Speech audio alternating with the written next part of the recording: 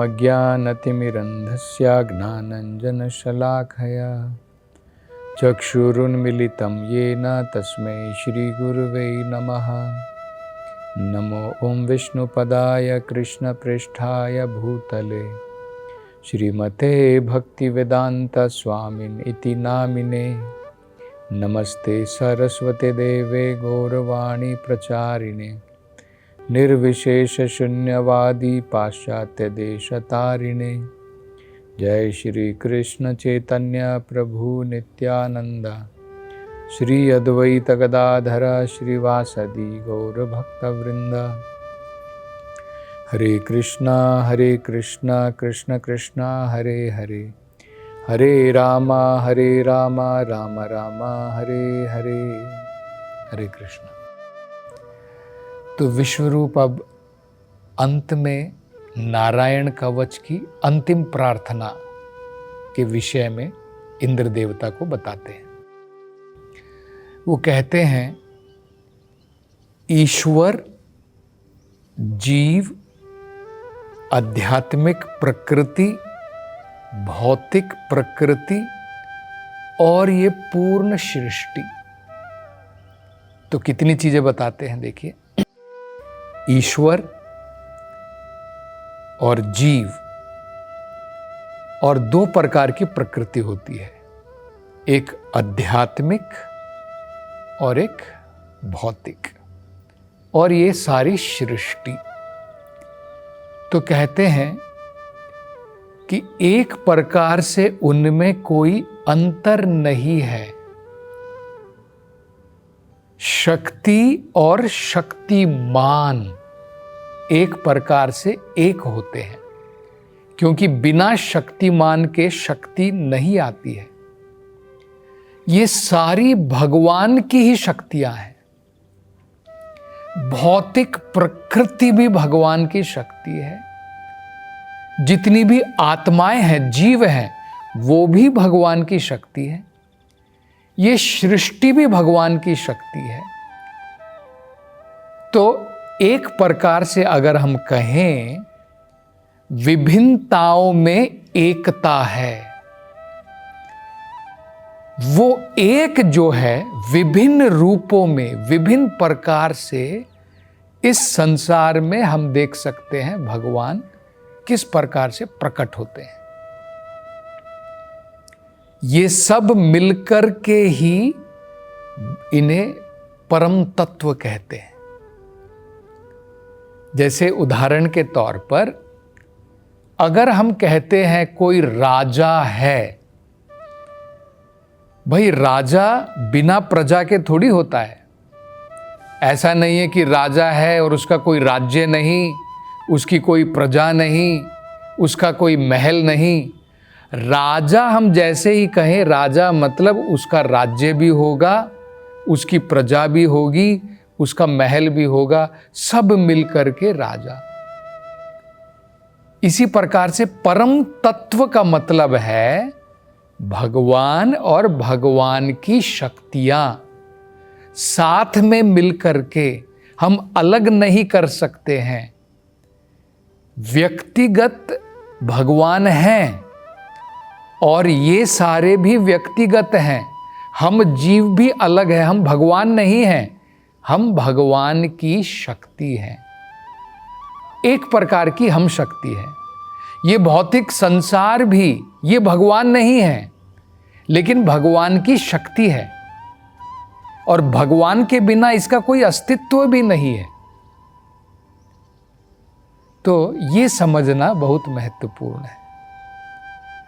इसलिए अब विश्वरूप कह रहे हैं इंद्र देवता से कि ये हमें प्रार्थना करनी चाहिए कि जो भगवान सर्वव्यापी है, अपनी शक्तियों के द्वारा सर्वव्यापी है भगवान, भगवान हमारी सब दिशाओं से, सब परिस्थितियों में, हर एक समय पर भगवान हमारी रक्षा करें, क्योंकि भगवान सर्वव्यापी है। अब देखिए, इसकी पुष्टि जो है ना, भागवत में भी की गई है, भगवत गीता में भी की गई है। भगवत गीता में भगवान देखिए क्या कहते हैं, मया इदं ततं सर्वं जगत अव्यक्त मूर्तिना मत्स्थानि सर्वभूतानि न तेषु अहम अवस्थितः। भगवान क्या कह रहे हैं, मया इदं ततं सर्वम, मैं इस सारी सृष्टि में व्याप्त हूं। मया इदम, मया मतलब मैं, इदम मतलब इस सृष्टि में, जगत सर्वम, मैं इस पूरी सृष्टि में व्याप्त हूं। कैसे व्याप्त हूं? हम बोलेंगे कहां भगवान, आप कह रहे हैं कि भगवान व्याप्त हैं, सर्वव्यापी हैं, हमको तो नहीं दिखाई दे रहे हैं। भगवान क्या कहते हैं, जगत अव्यक्त मूर्तिना, अव्यक्त रूप में ये सारी जितनी भी शक्ति है, ये सारी भगवान की ही तो शक्ति है। जैसे जल है, ये भी भगवान की शक्ति है।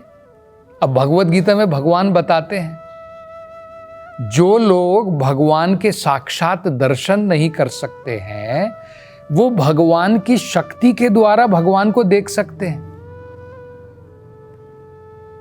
भगवत गीता में भगवान कह रहे, रसोहम अप्सु कौन्तेया, ये जो पानी का जो रस है, भगवान कहते हैं वो मेरी ही शक्ति है, वो मैं ही हूं। पृथ्वी के अंदर से जो फूलों में जो गंध आती है, भगवान कहते हैं वो गंध, वो पुण्य गंध मैं हूं। सूर्य की जो रोशनी आती है, प्रभास्मी, शशि सूर्यो हो, चंद्रमा और सूरज की रोशनी, भगवान कह रहे हैं वो भी मैं हूं। किसी व्यक्ति के अंदर में बहुत टैलेंट होता है, कोई अच्छा गाना गा सकता है, कोई अच्छी पढ़ाई कर सकता है, बहुत सारे लोगों के अंदर में टैलेंट होते हैं। ये सब भी कहां से आते हैं? भगवान कहते हैं वो भी मैं हूं। बलम बलवतामहम, कोई व्यक्ति बहुत बलवान है, उसका बल भी मैं हूं। मतलब भगवान से कुछ भी इंडिपेंडेंट नहीं है, सब भगवान के ही ऊपर निर्भर है। सब कुछ भगवान और भगवान की शक्तियां ही हैं, ये हमको समझना है। लेकिन इंडिविजुअल भी है, सब व्यक्तिगत भी हैं, आत्मा अलग भी है, भगवान अलग है, लेकिन ये आत्मा क्या है? इसका कोई इंडिपेंडेंट अस्तित्व नहीं है, ये निर्भर है भगवान के ऊपर। तो ये भगवत गीता में कहते हैं। अब देखिए पुराणों में भी बताया गया है, एक बड़ा सुंदर श्लोक आता है जिससे हम समझ सकते हैं। एक देशे स्थितस्य आग्नेर, एक अग्नि का उदाहरण दिया गया है कि अग्नि जो है एक स्थान पर रहती है। एक देशे स्थितर आग्नेर ज्योत्सना विस्तारिणा यथा, लेकिन अग्नि की रोशनी, ज्योत्सना बोलते हैं, ज्योत्सना मतलब रोशनी, उसका प्रकाश, विस्तारिणी यथा, एक स्थान पर होकर के भी अग्नि अपने प्रकाश को सब जगह फैलाती है। ये उदाहरण दिया गया है समझाने के लिए। इसी प्रकार से परस्य ब्रह्मणा शक्तिम तथेदम अखिलम जगत, इसी प्रकार से भगवान अपने गोलोक वृंदावन धाम में है, एक स्थान पर हैं, लेकिन अपनी शक्तियों के द्वारा भगवान अखिलम जगत, पूरे जगत में व्याप्त है।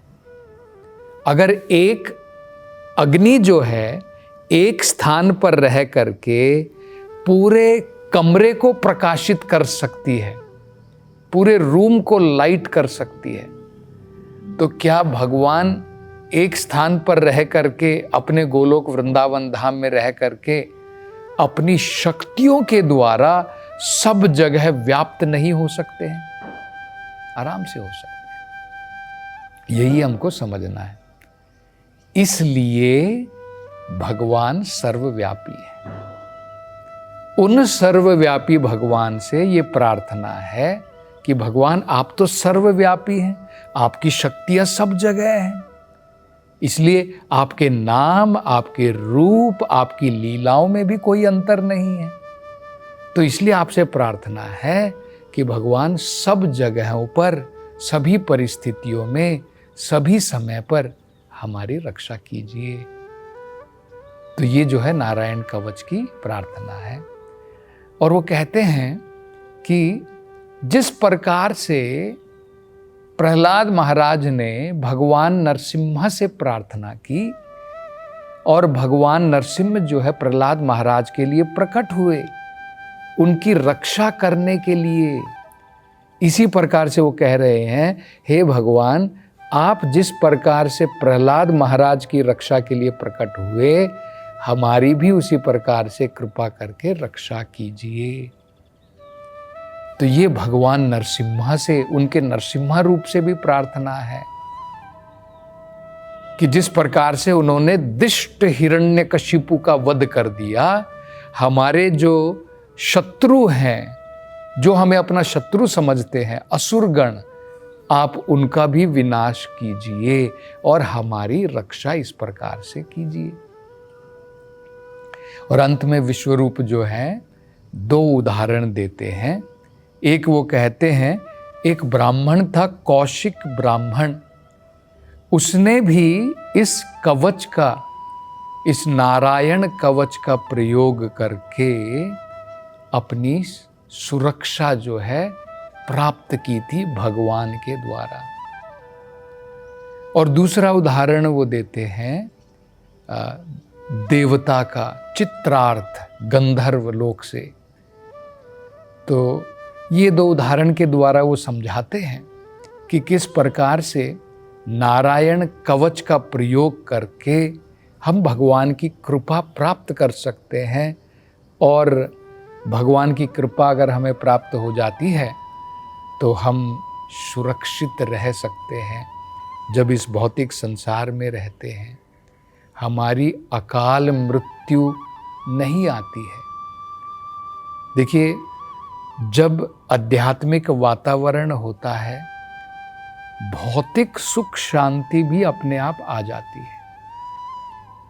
हमें जान करके आश्चर्य होगा, जब भगवान राम इस धरती के ऊपर राज्य कर रहे थे अयोध्या से, बताया जाता है किसी भी प्रकार की कमी नहीं थी, सभी प्रकार की आवश्यकताएं लोगों की पूरी होती थी। धरती माता सब कुछ प्रदान करती थी, जो भी जरूरतें होती हैं मनुष्य की, और प्रकृति भी सहयोग करती थी। प्रकृति भी कभी बहुत ज़्यादा गर्मी, कभी बहुत ज़्यादा सर्दी, कभी बर्फ गिरना, कभी मौसम इतना खराब हो जाना, कभी बाढ़ आ जाना, कभी भूकंप आ जाना। आजकल हम लोग देख रहे हैं किस प्रकार से जैसे जैसे लोग असुर बनते जा रहे हैं और भगवान के ऊपर लोगों का भरोसा नहीं है, भगवान की भक्ति में उनका ध्यान नहीं है, तो असुर बन जाते हैं। और उससे क्या होता है, प्रकृति भी हमारे साथ सहयोग नहीं करती है। कहीं पर भूचाल आ जाता है, कहीं पर अर्थक्वेक आ जाता है, कहीं पर बाढ़ आ जाती है, हजारों लोग बह करके चले जाते हैं। लेकिन जब आध्यात्मिकता पूरे जगत में और उस राज्य में या उस देश में होती है, तो वहां की जनता जो है, उनके ऊपर प्राकृतिक कष्ट भी नहीं आते हैं। जैसे एक उदाहरण दिया जाता है कि एक बार कुछ ऐसा हुआ भगवान राम के समय में एक पुत्र की मृत्यु हो गई अपने पिता के सामने। तो वो पिता जो है भगवान राम के पास में जाकर के याचना करते, कहते कि भगवान हो ना हो आपके राज्य में कुछ कमी हो सकती है, क्योंकि पिता के रहते हुए पुत्र कैसे मर सकता है। इसको क्या कहते हैं? वेदों में इसको कहते हैं अकाल मृत्यु। अरे काल के समय में तो सबकी मृत्यु तो आनी है, एक दिन सबको तो मरना है, लेकिन अकाल मृत्यु का मतलब क्या होता है? जिसका कोई समय ना हो, मतलब अनटाइमली डेथ, टाइमली नहीं है वो। अगर कोई व्यक्ति बूढ़ा हो गया है, धीरे धीरे 90 साल 100 साल का हो गया है, तो हमें पता है कि भाई धीरे धीरे अब उसका, ये तो प्रकृति का नियम है। लेकिन आजकल हम लोग देखते हैं कोई 16 साल का है, 17 साल का है, उसकी अकाल मृत्यु हो जाती है। तो ये आध्यात्मिक, जैसे नारायण कवच हुआ, या फिर हमारी आध्यात्मिक प्रगति जब हम लोग करते हैं, भगवान के नाम का जप करते हैं, तो हम देख पाएंगे कि इस प्रकार की भौतिक कष्टों से भी भगवान हमारी जो है रक्षा करते हैं। तो ये समझना बड़ा महत्वपूर्ण है। तो ये पाठ इसके साथ ही यहाँ पर समाप्त होता है, और अगले पाठ में हम वृतासुर नामक एक असुर, लेकिन जो असल में भगवान के बड़े भक्त थे, उनकी कथा का वर्णन सुनेंगे। हरे कृष्ण।